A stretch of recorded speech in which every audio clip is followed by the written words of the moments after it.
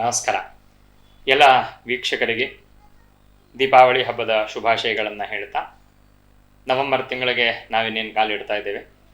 November ತಿಂಗಳಲ್ಲಿ ಎಲ್ಲ ದ್ವಾದಶ ರಾಶಿಗಳವರಿಗೆ ಯಾವ ರೀತಿಯಾಗಿರುವಂಥ ಶುಭಾಶುಭ ಫಲಗಳು ಅನ್ನುವಂಥದ್ದು ಪ್ರಾಪ್ತವಾಗತ್ತೆ ಅಂತ ತಿಳಿಸ್ತಾ, ವಿಶೇಷವಾಗಿ ಅಕ್ಟೋಬರ್ 18ನೇ ತಾರೀಕು ನಮಗೆ ಗುರುವಿನ ಒಂದು ಸಂಚಾರ ಅನ್ನುವಂಥದ್ದು ಮಿಥುನದಿಂದ ಕರ್ಕಾಟಕ ರಾಶಿಯಲ್ಲಿ ಆಗ್ತಾ ಇದೆ.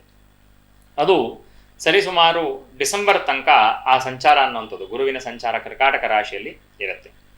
ಅದರಿಂದ ಅನೇಕ ಜನಗಳಿಗೆ, ದ್ವಾದಶ ರಾಶಿಯವರಿಗೆ ಯಾವ ರೀತಿಯಾಗಿರುವಂತಹ ಒಂದು ಪರಿಣಾಮವನ್ನು ಅದು ಬೀರುತ್ತೆ ಅಂತ ಯೋಚನೆಯನ್ನು ಮಾಡ್ತಾ, ಮೊದಲನೇದಾಗಿ ಗುರು ಎಲ್ಲ ಗ್ರಹಗಳಿಗೆ ಈಶ್ವರ ಕಾರಕತ್ವನಾಗಿರ್ತಕ್ಕಂಥವನು. ಎಲ್ಲ ಗ್ರಹಗಳಲ್ಲೂ ಅತ್ಯಂತ ಶುಭ ಗ್ರಹ ಅಂತಂದರೆ ಅದು ಗುರು.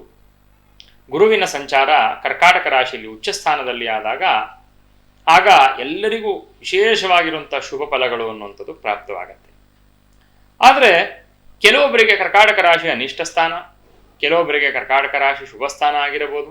ಅಲ್ಲಿರುವಂತಹ ಗುರುವಿನ ಸಂಚಾರದಿಂದ ದ್ವಾದಶ ರಾಶಿಗಳ ಮೇಲೆ ಒಂದು ರೀತಿ ಸ್ವಲ್ಪ ಕೆಲವೊಂದು ರಾಶಿಗಳಿಗೆ ಒಳ್ಳೆ ಪ್ರಭಾವ, ಕೆಲವೊಂದು ರಾಶಿಗಳಿಗೆ ಅಷ್ಟಾಗಿ ಒಳ್ಳೆ ಪ್ರಭಾವ ಅಲ್ಲದೇ ಇರುವಂತಹ ಒಂದು ವಿಚಾರಗಳು ನಮಗೆ ಕಾಣಸಿಗುತ್ತೆ. ಅದನ್ನು ನಾವು ಚಿಂತನೆಯನ್ನು ಮಾಡ್ತಾ, ಇನ್ನು ಮಕರ ರಾಶಿಯವರಿಗೆ ನೋಡೋದಾಯಿತು ಅಂತಂದರೆ, ಮಕರ ರಾಶಿಯವರಿಗೆ ಗುರುವಿನ ಸಂಚಾರ ತುಂಬ ಶುಭದಾಯಕವಾಗಲಿದೆ. ಆದರೆ ಕೇತು ಮತ್ತು ರಾಹುವಿನ ಸಂಚಾರ ಅಷ್ಟಾಗಿ ಚೆನ್ನಾಗಿಲ್ಲ. ಗುರು ಒಳ್ಳೇದು ಮಾಡ್ತಾನೆ, ಆದರೆ ಒಳ್ಳೇದು ಯಾವಾಗ ಮಾಡ್ತಾನೆ ಅಂತಂದರೆ, ನಮ್ಮ ಹೆಜ್ಜೆ ಅನ್ನುವಂಥದ್ದು ಒಳ್ಳೆ ರೀತಿಯಲ್ಲಿತ್ತು ಅಂತಂದರೆ, ನಮ್ಮ ನಡೆ ಒಳ್ಳೆ ರೀತಿಯಲ್ಲಿತ್ತು ಅಂತಂದರೆ, ಭಗವಂತ ಅದಕ್ಕೆ ಬೇಕಾಗಿರುವಂತಹ ಒಂದು ಪುಷ್ ಅಂದರೆ ಒಂದು ರೀತಿ ಸಪೋರ್ಟನ್ನು ಮಾಡುವಂತಹ ಒಂದು ಕೆಲಸವನ್ನು ಗುರುವಿನ ಸಂಚಾರ ಮಾಡ್ತದೆ. ಯಾವುದೇ ಕಾರಣಕ್ಕೂ ಕೂಡ ಇನ್ವೆಸ್ಟ್ಮೆಂಟ್ ಮಾಡುವಂಥದ್ದು ಅಥವಾ ಯಾರನ್ನಾರು ನಂಬಿ ದುಡ್ಡನ್ನು ಕೊಡುವಂಥದ್ದು ತುಂಬ ತೊಂದರೆಗಳನ್ನು ಉಂಟು ಮಾಡುತ್ತೆ. ಕೇತು ಲಿವರಿಗೆ, ಹೊಟ್ಟೆ ಭಾಗಕ್ಕೆ ಪ್ರತೀಕನಾಗಿರ್ತಾನೆ. ಹೊಟ್ಟೆಯಲ್ಲಿ ಲಿವರಿಗೆ ಸಂಬಂಧವಾಗಿರುವಂತಹ ನಾವೆಲ್ಲ ನೋಡ್ತಾ ಇರ್ತೀವಿ, ಹೆಚ್ಚು ಕಾಯಿಲೆಗಳು ಇವತ್ತು ಬರ್ತಿರುವಂಥದ್ದು, ಅದನ್ನು ಸೂಚನೆ ಮಾಡುವಂಥದ್ದು ಲಿವರಿನ ಸಮಸ್ಯೆಗಳು.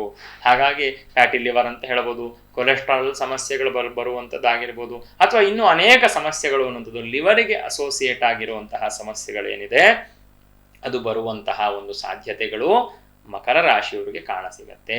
ಸಣ್ಣ ಪುಟ್ಟ ಮಕರ ರಾಶಿಯವರಿಗೆ ವಿಶೇಷವಾಗಿ ಯಾರು ವಿವಾಹಕ್ಕೆ ಪ್ರಯತ್ನ ಪಡ್ತಾ ಇದ್ದೀರಾ, ಸಪ್ತಮ ಸ್ಥಾನದಲ್ಲಿ ಗುರುವಿನ ಬಲ ಬರುತ್ತೆ. ಹಾಗಾಗಿ ಇದ್ದಂತಹ ಒಂದಷ್ಟು ಸಮಸ್ಯೆಗಳು, ಕುಟುಂಬದಲ್ಲಿ ಇದ್ದಂತಹ ಒಂದಷ್ಟು ನೋವು, ಅದರ ಜೊತೆಗೆ 6ರಲ್ಲಿ ಏನೋ ಒಂದಷ್ಟು ಕಟಿಭಾಗದಲ್ಲಿ ಇದ್ದಂತಹ ಅನಾರೋಗ್ಯ, ಸೊಂಟ ನೋವು, ಈ ಥರದ್ದು ಏನಾರು ಇತ್ತು ಅಂತಂದ್ರೆ ಅದು ತತ್ಕಾಲಕ್ಕೆ ನಿವೃತ್ತಿ ಆಗತ್ತೆ. ಅನಾರೋಗ್ಯಗಳು ದೂರವಾಗತ್ತೆ. ಪೆಟ್ಟಾಗುವಂತಹ ಯೋಗಗಳೆಲ್ಲ ಸ್ವಲ್ಪ ತಡೆ ಆಗತ್ತೆ. ಅಷ್ಟಾದರೂ ಕೂಡ ಲಿವರಲ್ಲಿ ಎಲ್ಲೋ ಸ್ವಲ್ಪ ವೀಕ್ನೆಸ್ ಅನ್ನುವಂಥದ್ದು, ಹಣ ಇನ್ವೆಸ್ಟ್ ಮಾಡಲಿಕ್ಕೆ ಮುಂಚೆ ಯೋಚನೆಯನ್ನ ಮಾಡಿ. ಇಲ್ಲ ಅಂತಂದ್ರೆ ಹಾಕಿರುವಂತಹ ಹಣ ನಷ್ಟ ಆಗತ್ತೆ. ಹಣವನ್ನು ಯಾರಿಗೆ ಕೊಡಲಿಕ್ಕೆ ಮುಂಚೆ ಯೋಚನೆ ಮಾಡಿ. ಬೇರೆ ಬಿಸ್ನೆಸ್ಸನ್ನ ಪ್ರಾರಂಭ ಮಾಡಬೇಕು ಅಥವಾ ಇನ್ಯಾವುದಾದ್ರು ಹೊಸ ಕೆಲಸವನ್ನ ಮಾಡಬೇಕು, ಹೊಸದಾಗಿರುವಂತಹ ವ್ಯಾಪಾರ ಮಾಡುವಂಥವ್ರು ಹೊಸ ಅಂಗಡಿಯನ್ನು ಪ್ರಾರಂಭ ಮಾಡಬೇಕು, ಅಥವಾ ಹೋಟೆಲ್ ಉದ್ಯಮ ಮಾಡಿದಿರುವಂಥವ್ರು ಹೊಸ ಹೋಟೆಲನ್ನು ಪ್ರಾರಂಭ ಮಾಡಬೇಕು. ಈ ರೀತಿಯಾಗಿರುವಂತಹ ಯೋಚನೆ ಇರುವಂಥವ್ರು ಸ್ವಲ್ಪ ಯೋಚನೆಯನ್ನ ಮಾಡಿ. ಕರ್ಮಸ್ಥಾನದಲ್ಲಿ ರವಿ ಇದ್ದಾನೆ, ಅದರ ಜೊತೆಗೆ ಕುಜನ ಒಂದು ಯುತಿ ಇದೆ.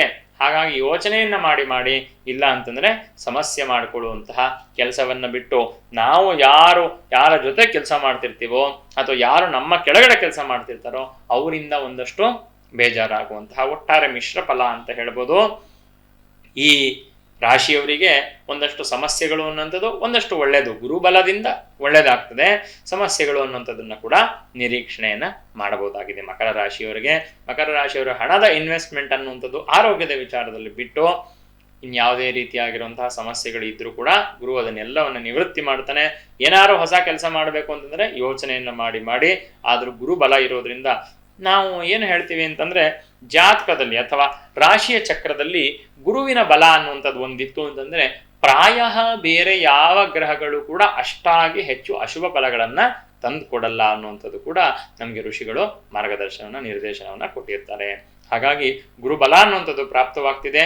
ವಿವಾಹಾದಿಗಳಿಗೆ ಪ್ರಯತ್ನ ಮಾಡ್ತಕ್ಕಂಥವ್ರು, ಸಂತಾನಕ್ಕೆ ಪ್ರಯತ್ನ ಪಡ್ತಕ್ಕಂಥವ್ರು ಖಂಡಿತ ಮುಂದುವರಿಸ್ಬೋದು. ವಿವಾಹ ಆಗುವಂತಹ ಯೋಗ, ಸಂತಾನ ಉಂಟಾಗುವಂತಹ ಯೋಗ ಅನ್ನುವಂಥದ್ದು ಮಕರ ರಾಶಿಯವರಿಗೆ ಕಾಣಸಿಗತ್ತೆ.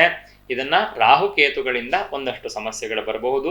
ಹಾಗಾಗಿ ಇಲ್ಯೂಷನಿಗೆ ಒಳಗಾಗದೆ ಒಂದಕ್ಕೆ 2 ಸತಿ ಯೋಚನೆಯನ್ನು ಮಾಡದೆ ಹಠಾತ್ತಾಗಿ ನಿರ್ಧಾರ ತಗೊಳ್ಳುವಂಥದ್ದು ಅಷ್ಟು ಶ್ರೇಯಸ್ಸಲ್ಲ. ನಮಸ್ಕಾರ.